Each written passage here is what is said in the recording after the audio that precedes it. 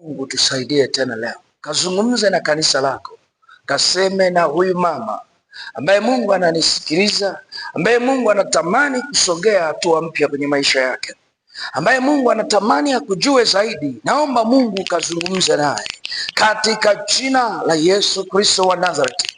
Roho Mtakatifu, nguvu zako zimiminike juu yake katika jina la Yesu, amen.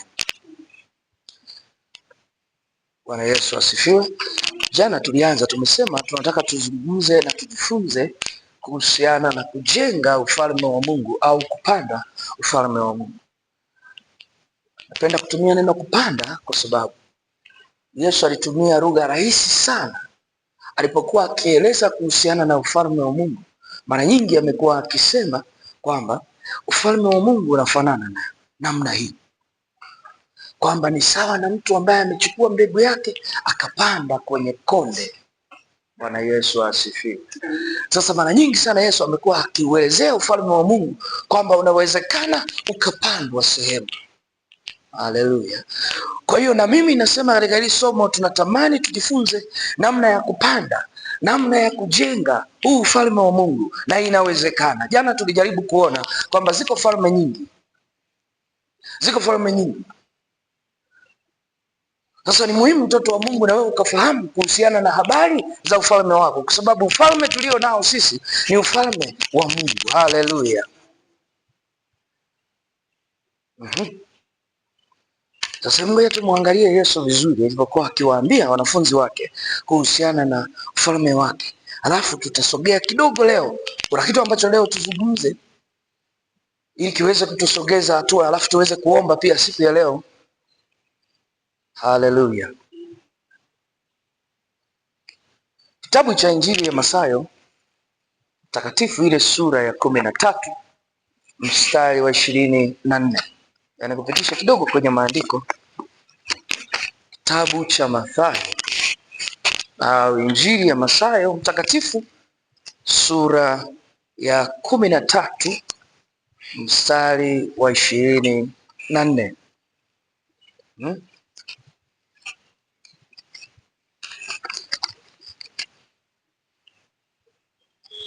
Maneno Mungu anasema hivi: akawatolea mfano mwingine akisema, ufalme wa mbinguni umefanana na mtu aliyepanda mbegu njema katika konde lake.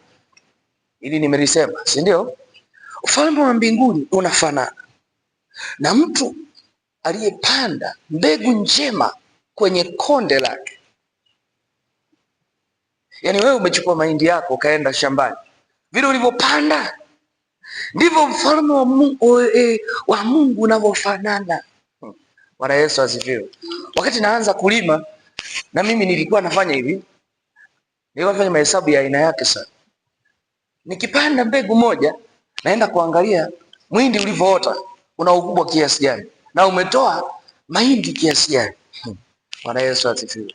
Kwa naangalia, unakuta mbegu ni ndogo sana ya mahindi nimeipanda, lakini nakuta imezaa mara mbili. Inatunda huku na huku, si ndio? Sasa unakuta na mahindi kuna mbegu zingine ni ndefu sana. Mwindi mmoja tu unakuta ni mrefu kweli kweli.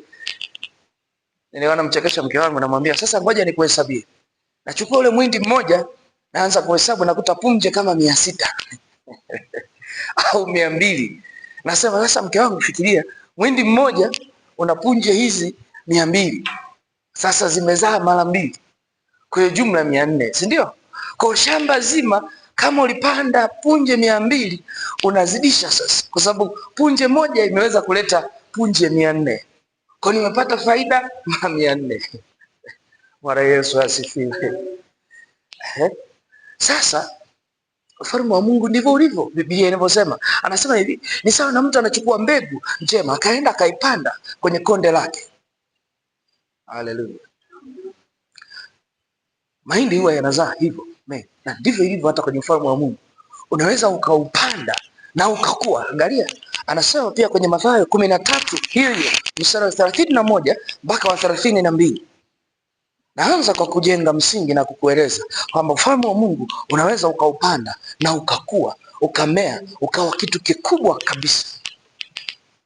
Anasema hivi kwenye hiyo 13 mstari wa 31 anasema, akawatolea mfano mwingine akisema, huyo Yesu sasa anawaambia tena wanafunzi wake, anasema hivi, akawatolea mfano mwingine akisema, ufalme wa mbinguni umefanana na punje ya haradali aliyoitoa mtu akaipanda katika shamba lake, nayo ni ndogo, anasema nayo ni ndogo kuliko mbegu zote, lakini ikiisha kumea huwa kubwa kuliko mboga zote, ikawa mti hata nyuni wa angani huja na kukaa katika matawi yake.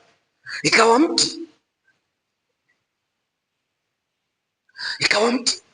mkubwa ambao hata nyuni wa angani wanakuja wanakaa kwenye matawi yake. Haleluya! Ufalme wa Mungu unaweza ukaanza taratibu, unaweza ukaanza kama mbegu ndogo tu. Haleluya! Lakini hiyo mbegu, nataka nikuambie, ukiipanda ukaipa nafasi, yaani kuhakikishie kwamba inaweza ikakua ikawa kitu kikubwa ambacho inawezekana kikazidi miti yote, kikazidi kila aina ya mbegu iliyopandwa. Maana yake ni ufalme wa Mungu unaweza ukaanza taratibu, unaweza ukaruhusu tu kwamba nimeamua kuanza nao kidogo kidogo. Ulivyoanza nao kidogo kidogo, Mungu anaweza akahusika sasa, akaukuza ukawa kitu kikubwa. Haleluya!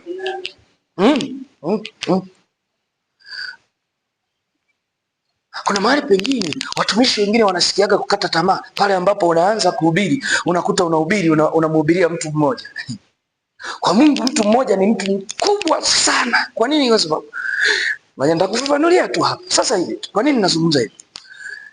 Mtu mmoja kwa Mungu ni kitu kikubwa mno. Ukiendelea chini hapa anasema hivi. Ukiendelea chini, mfano tu. Akatoa tena mfano mwingine akawaambia, ule mstari wa 33.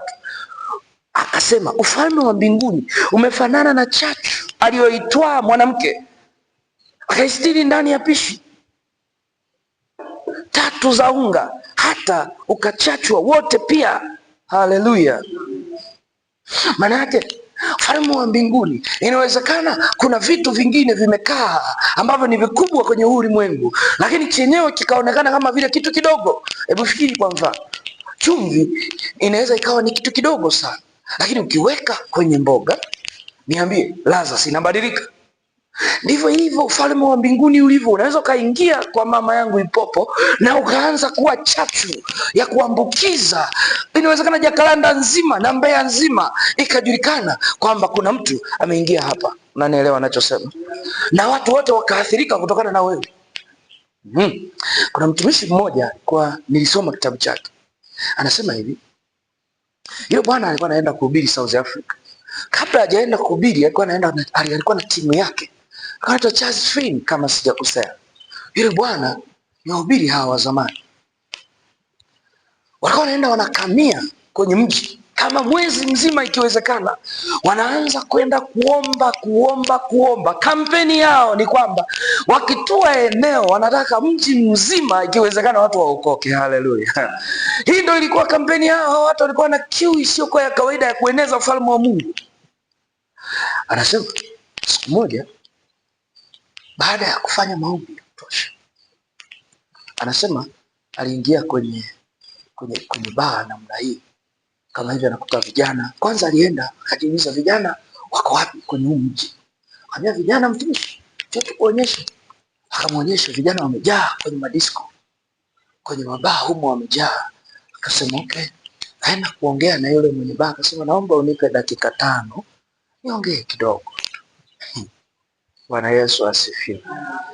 Anasema aliposimama dakika zile chache, anasema alishangaa watu ni kulia tu machozi ndani ya dakika 5, wala hazikuzidi. Watu ni kulia, watu walibadilika wakaja wote kusali. Bwana Yesu asifiwe. Kwa lugha nyingine, baa ile ilifungwa. Unanielewa ninachosema? Lakini ni mtu mmoja. Unanielewa? Ni mtu mmoja. Inawezekana kabisa kwa wewe ukawa chachu ya ufalme wa Mungu. Na leo nataka nizungumze kuhusiana na wewe kufanyika kuwa balozi wa ufalme wa mbinguni. Unanielewa ninachosema? Kwa nini? Kwa sababu kila ufalme unavyouona, unavyooperate, unahitaji watu watendakazi kwa ajili ya ufalme. Hata serikali yetu ya Tanzania tu, unapokuwepo umekaa kwenye falme zingine, si tuko duniani, si ndio? Huu tunapozungumza ni ufalme katika ulimwengu wa roho, si ndio? Mungu wetu yuko katika ufalme ambao ni ulimwengu wa roho, si ndio? Sasa tupo kwenye mifumo ya kidunia. Unawezaje ufalme wa mbinguni ukaoperate, ukawa unafanya kazi kwenye huu mfumo wa duniani? Lazima upate mabarozi. Haleluya. Mabarozi mojawapo ni mimi na wewe. Haleluya. Sasa nitazungumza leo kuhusiana na wewe uwe tayari kwa ajili ya hiyo kazi ambayo Mungu ameweka mbele yako. Angalia, ngoja nikwambie tu kwanza Mathayo ile tena, naomba nimalizie hapa kwenye 37 mpaka ule mstari wa 38. Hiyo 13:37 mpaka 38. Maneno ya Mungu yanasema hivi: akajibu akasema, azipandaye zile mbegu njema ni mwana wa Adamu, lile konde ni ulimwengu, zile mbegu njema ni wana wa ufalme, na yale magugu ni wana wa yule mwovu. Yule adui aliyeyapanda ni Ibilisi. Mavuno ni mwisho wa dunia, na wale wavunao ni malaika. Haleluya. Wavunao ni malaika. Lakini anasema anayepanda hizo mbegu ni nani? Ni mwana wa Adamu, ambaye ni nani? Ni Yesu. Biblia inasema neno ni mbegu, ambaye ni Yesu pia. Yesu ndiye ambaye anayetupanda. Hatua ya kwanza ni Yesu anatuita kwenye ufalme wa baba yake. Hiyo ndio hatua ya kwanza. Anatupanda katikati ya dunia ambayo haitambui kuhusiana na ufalme wa Mungu, haijui wala haielewi, na wala haioni kwamba kuna sababu ya kuwa na ufalme wa Mungu. Katikati ya mbegu chafu ambazo Ibilisi amezipanda kwenye hii dunia, anasema hili konde ni nini? Ni ulimwengu. Haleluya. Tuna mbegu za aina mbili. Kwa mfano, tuna mbegu za Ibilisi na tuna mbegu ya ufalme. Najiuliza, ushaijiuliza wewe ni mbegu kweli ya ufalme? Katikati ya hii dunia wewe ni mbegu kweli ya ufalme, au ni kambegu ka Ibilisi? Bwana Yesu asifiwe. Sasa inawezekana mtu usijijue, si ndio? Lakini leo nataka nikufundishe uchague kuwa mbegu ya ufalme. Uchague kuwa mbegu ya ufalme. Na Mungu anajua kwamba ametuweka siko mbegu nyingi ambazo anaziita kama magugu. Unakaa na watu, majirani zako hawamjui Mungu, si ndio? Unakaa na watu ambao wanakunywa pombe, kiwezekana. Unakaa na watu ambao wao maisha yao mengi ni kujiachia kwenye starehe za dunia, wala Mungu hawana haja naye. Mungu hajakosea kukuweka hapo. Haleluya. Mungu anasema wewe waache wakae, watakuja kuvunwa baadaye. Haleluya. Sasa ngoja, hujawekwa ukae bure. Haleluya. Umewekwa ufanye jambo kwenye ulimwengu. Hivi wewe unajisikiaje unapanda mbegu halafu haizai? Unajisikiaje?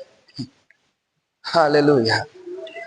Unaweka chini kwa gharama kubwa. Yesu ametupata kwa gharama kubwa, si ndio? Unapanda halafu unasikia hiyo mbegu haijazaa. Biblia inasema kwenye ile Petro wa kwanza sura ya kwanza mstari 23, sisi tumezaliwa kwa mbegu isiyoharibika, kwa neno lenye uzima, kwamba sisi tutadumu milele. Haleluya. Haleluya. Nilikuwa naangalia na muda wangu watoto hawa kwenda shule, sisi nikawapitizisha. Ifika dakika 40 tutasogea hapa tuweze kuomba, si ndio?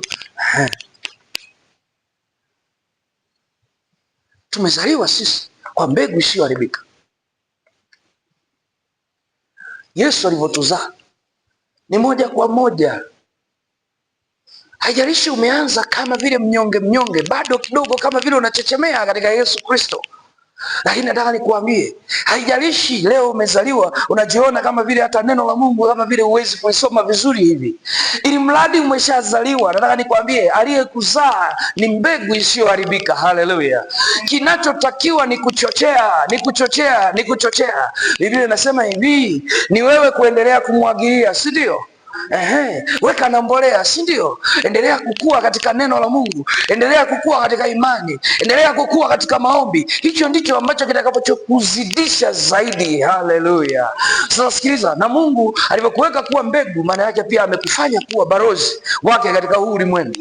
Moja ya watu ambao Mungu aliwaweka kuwa mabalozi wake na walifanya kazi yake vizuri, ngoja nikuonyeshe huyo mtu. Wa kwanza ni Gideoni. Gideoni. Haleluya. Sasa kabla sijaeleza kuhusiana na Gideoni, njoo tuwaombee watoto kwanza. Karibuni. Hatutachoka kuomba kwa ajili ya hawa watoto kwa sababu tunaamini kuna kitu Mungu anafanya ndani yao. Haleluya. Na Mungu anaendelea kutenda juu yao.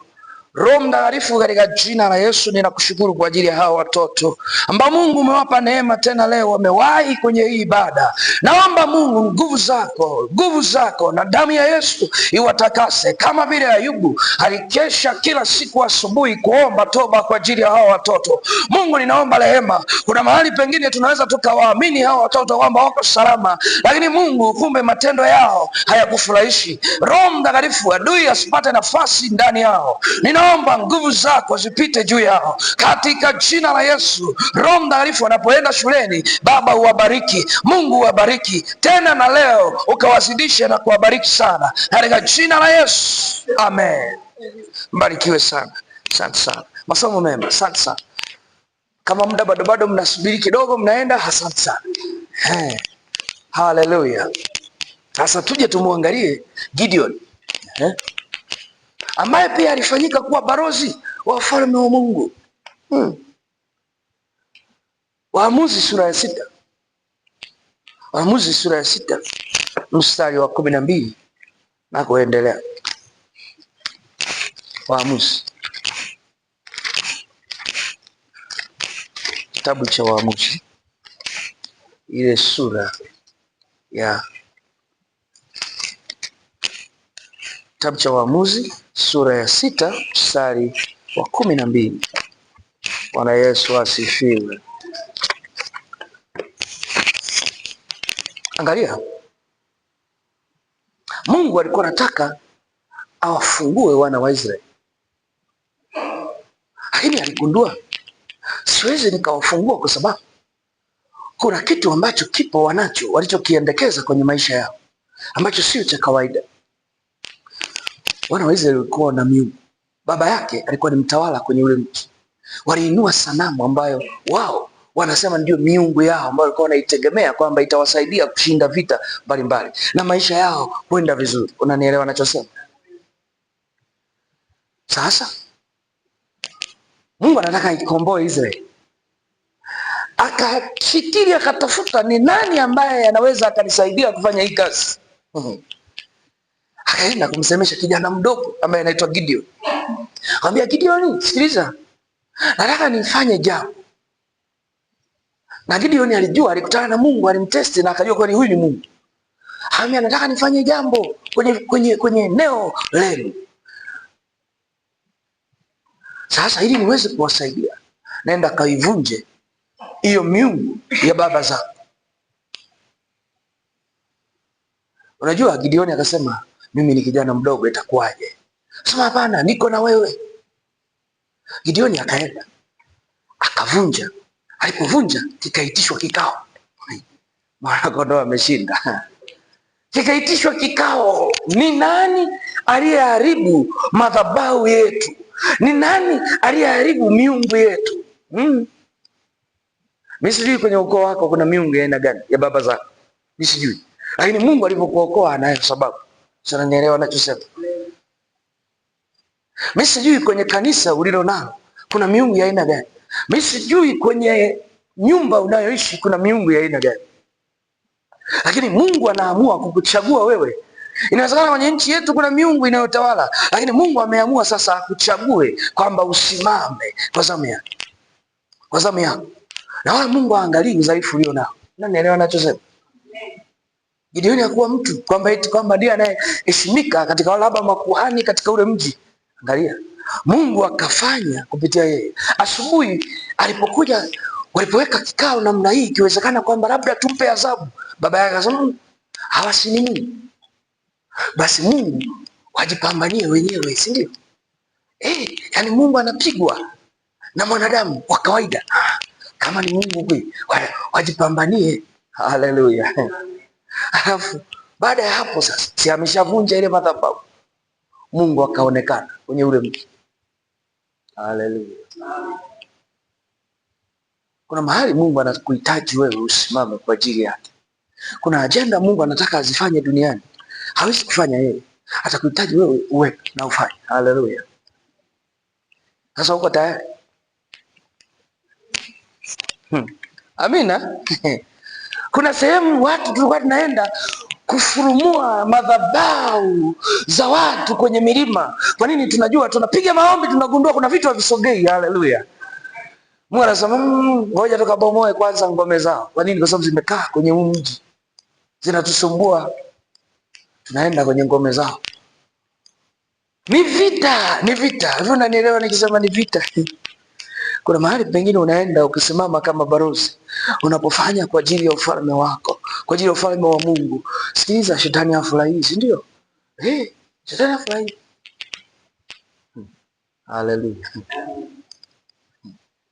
Hivi ushawahi kutana na wachawi kabisa mnapambana hivi live? Yaani kabisa amekukasirikia, amebadilisha macho yake, anaanza kukunenea maneno. Ulishawahi kutana na hiyo kitu? Hujawahi? Sasa simama kwenye nafasi yako alafu uone. Haleluya. Simama kama Gideoni, bomoa ngome zilizokaa kwenye ardhi uone. Na tutapanda ufalme wa Mungu kwenye ardhi. Na nitakayepanda ni wewe. Unabomoa vilivyokuwa vimejengwa vingine, alafu unasimika ufalme wa Mungu. Na nielewa ninachosema? Hata hapa tutasimika ufalme wa Mungu. Kuna mahali pengine nikwambie, Mungu kuna vitu hawezi kufanya. Kwa nini? Kwa sababu kuna ufalme. Ufalme wake hauna nafasi. Mungu anaoperate ndani ya ufalme wake, kwenye mifumo yake.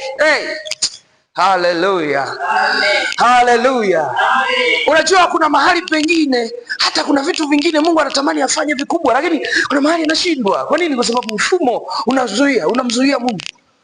Inawezekana kwenye kanisa letu hatujui wala hatuelewi, lakini mfumo uliokaa, serikali gani inayotawala? Tunapozungumza sasa hivi ni serikali ipi inayotawala? Unaweza kushangaa Mungu hana nafasi. Anataka Mungu afanye kitu. Anafanyaje? Lazima wapatikane watu ambao watampa Mungu nafasi. Haleluya. Hata kwenye familia yako kuna mahali pengine unaona kabisa hapa kama vile amsogei. Sikiliza, hujafanyika mlango wa kumpa Mungu nafasi. Haleluya. Mungu alikuwa anawatia moyo wale ambao ni mabalozi wake. Na ukianza kusimama kwa ajili ya Bwana, Mungu anasema jipe moyo, wewe ni shujaa wa Bwana. Haleluya. Kumbukumbu la Torati 31. 31 mstari wa 6. Kumbukumbu la Torati 31. Sasa. Kumbukumbu la Torati 31 mstari wa 6.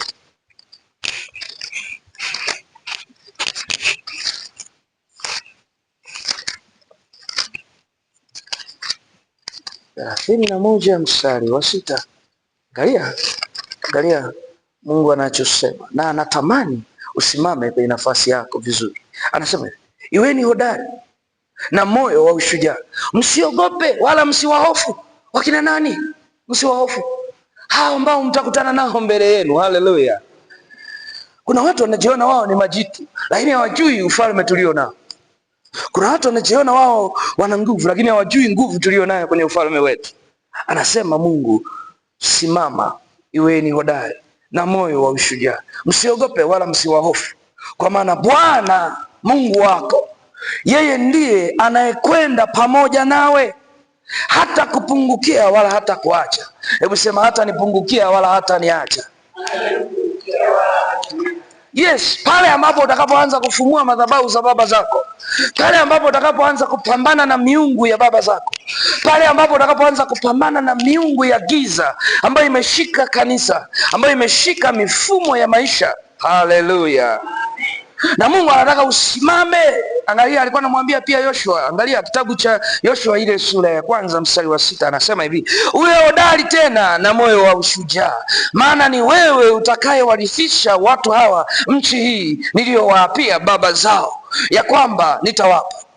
Mimi najiuliza swali, hivi neno la Mungu tunaposoma namna hii tunalisomaje? Tunajisikiaje unaposoma namna hii? Unaona kama ni habari tu ambazo Mungu alikuwa anamwambia Yoshua ikaisha hapo? Hapana, hata wewe leo unayo kazi ya kufanya kwa ajili ya ufalme wa Mungu. Haleluya!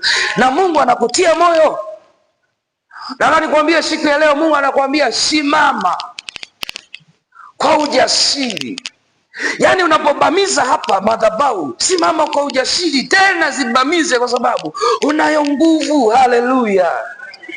Hata yakitokea unaona vita ndio inazidi. Kuna watu wengine, unajua unapoomba namna hii, maana vita inasimama. Si unanielewa nachosema? Vita inaposimama, mwingine ndio anazidi kuogopa. Anazidi kuogopa. Ndio muda wa kumiliki. Wanaponyenyuka kupambana, ndio muda wa kumiliki sasa, kusimama, kuwa hodari. Jana nilisema Roho Mtakatifu anasema hivi, hata kwanza usiogope, hata kwamba utasema nini. Kuna mahali pengine, angalia, kuna mtumishi mwingine watakuletea hata kesi. Unapoanza kupambana, unaposimama juu ya ufalme wa Mungu. Alikuwa anasimulia mwalimu wakasema, akasema siku moja, anasema walimwekea hata mtego wa kumletea kahaba tupamba sehemu anaenda kulala. Unaelewa anachosema? Utaanza kuwindwa kila eneo. Hivi unanielewa anachosema? Kuna mahali pengine watakuwinda hata katika ulimwengu wa mwili kabisa, kama tunawezaje kumpata, anajidai amesimama na Mungu. Hawajui wanapambana na kitu gani. Haleluya, haleluya. Biblia inasema kuweni shujaa, kuweni hodari. Haleluya.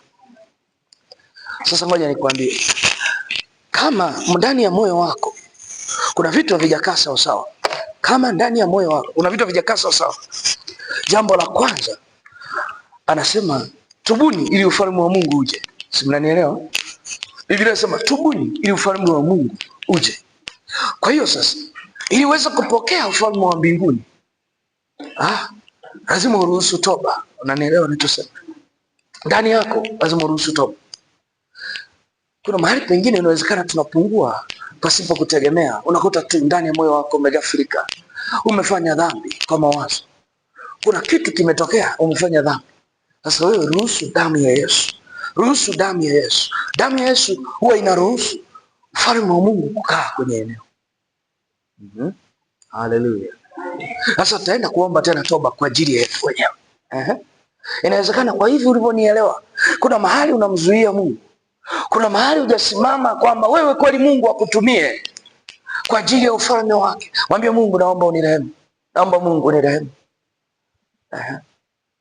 Ninajua ni gharama kubwa, lakini nataka nikuhakikishie, utakapotubu leo na utakapokuwa unatubu na kuruhusu ufalme wa Mungu kwenye eneo, Mungu atashughulika. Mungu atafanya vikubwa visivyo vya kawaida.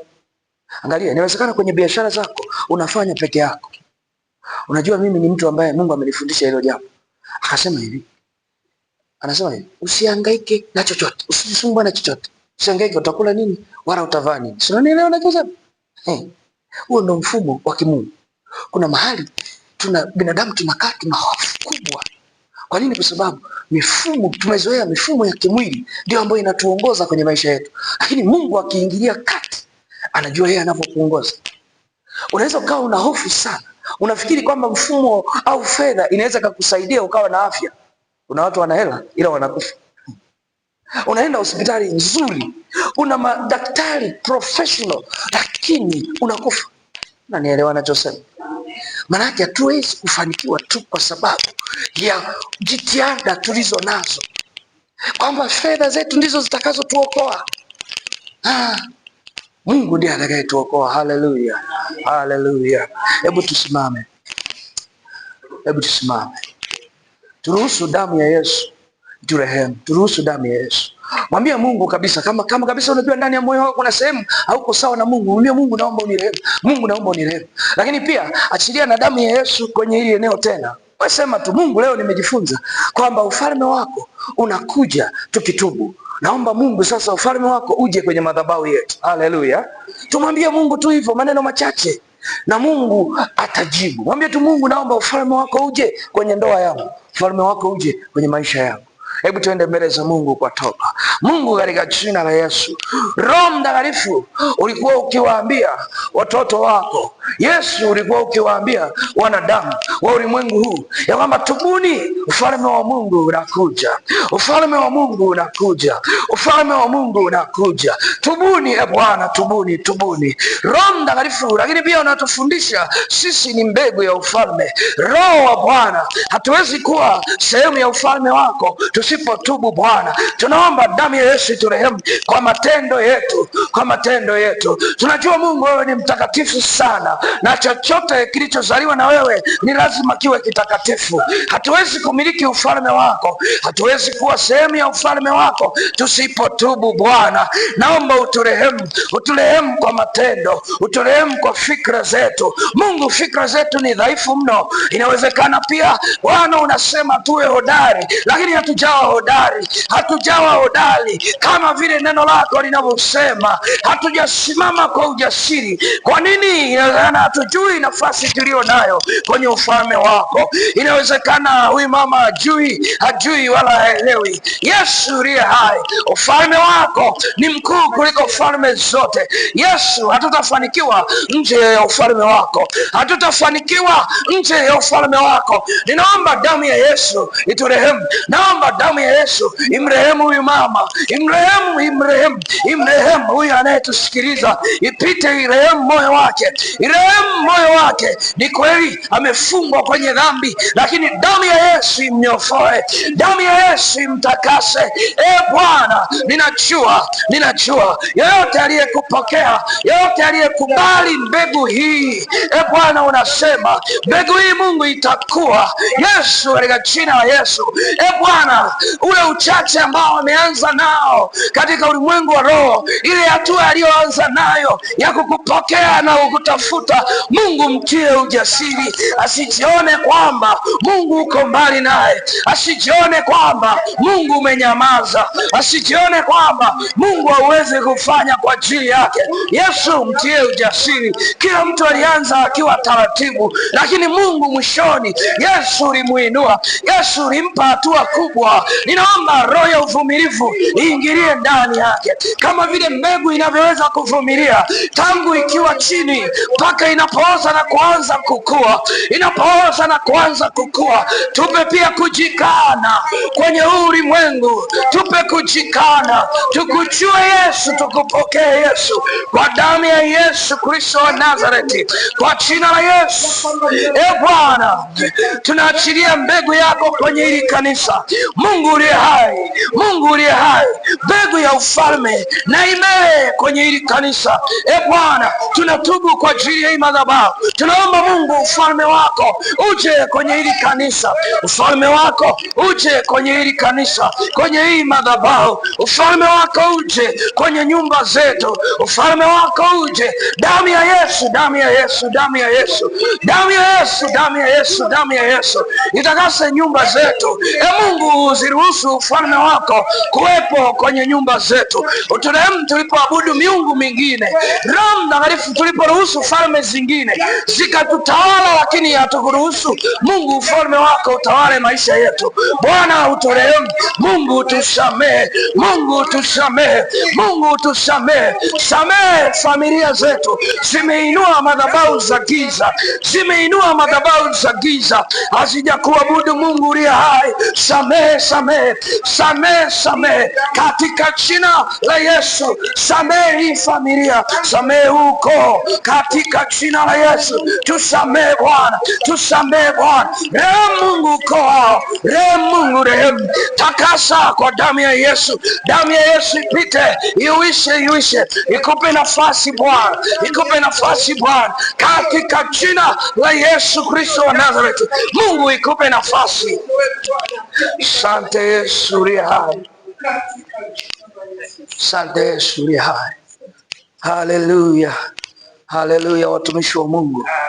Sasa kama nyumbani unajua kuna madhabahu ziko ambazo zinafuatilia maisha yetu, unaangalia ndugu zako, unaona kabisa hawa watu hawapigi hatua. Inawezekana kuna madhabahu, kuna mahali pengine wazazi wetu huwa wanaenda hata kutoa sadaka kwa waganga. Wakitoa unafikiri kwamba kimeisha, haishagi. Kwa sababu pale ni kwamba umesharuhusu nafasi madhabahu ya giza itawale maisha yenu. Maanake kuna muunganiko kati ya ninyi na ile madhabahu. Haleluya. Sasa lazima tumwambie Mungu kwamba Mungu, tunabomoa hii wiki yote, tunataka tubomoe ufalme wa giza, tunataka tubomoe ufalme wa giza. Kama kuna mahali kwenye hili kanisa ufalme wa giza unayo nafasi, unayo nguvu ya kutawala, tunataka Mungu atawanyishe, Mungu aingilie kati kwenye hili kanisa na kwenye maisha